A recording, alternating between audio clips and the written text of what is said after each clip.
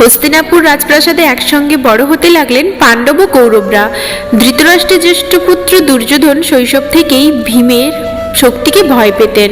ভীম ছিলেন অত্যন্ত বলশালী, খেলাধুলায় তিনি প্রায়ই কৌরবদের পরাস্ত করতেন।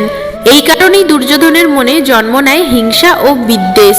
একদিন দুর্যোধন গোপনে ভীমকে বিষ প্রয়োগ করে গঙ্গায় ফেলে দেন, কিন্তু ভাগ্যের বিধান ছিল অন্যরকম। ভীম নাগলোকে পৌঁছে যান। সেখানে নাগরাজ বাসুকীর আশীর্বাদে তিনি আরও শক্তিশালী হয়ে ফিরে আসেন। এই ঘটনার পর থেকেই দুই পক্ষের বিরোধ আরও গভীর হয়। এরপর কুরু ও রাজবংশের রাজকুমারদের শিক্ষার জন্য নিযুক্ত করা হয় কৃপাচার্যকে। কিন্তু কিছুদিন পর হস্তিনাপুরের আগমন ঘটে এক মহান আচার্যের, দ্রোণাচার্য।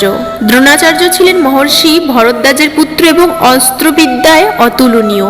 রাজা ভীষ্ম তাকে রাজকুমারদের প্রধান অস্ত্রগুরু হিসেবে নিয়োগ করেন। দ্রোণাচার্যের তত্ত্বাবধানে শুরু হয় কঠোর প্রশিক্ষণ। অর্জুন খুব দ্রুতই প্রমাণ করেন যে তিনি অসাধারণ প্রতিভাধর। দ্রোণাচার্য ঘোষণা করেন অর্জুন হবে পৃথিবীর সর্বশ্রেষ্ঠ ধনুর্ধর। এই ঘোষণায় দুর্যোধনের মনে আবারও জন্ম নেয় হিংসা।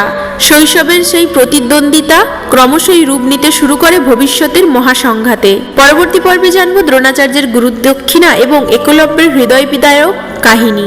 প্রিয় ভক্তবৃন্দ, ভিডিওটি যদি ভালো লেগে থাকে অবশ্যই ভিডিওটিতে লাইক, কমেন্ট, শেয়ার করুন। আর চ্যানেলে নতুন হলে চ্যানেলটি সাবস্ক্রাইব করে সঙ্গে থাকুন।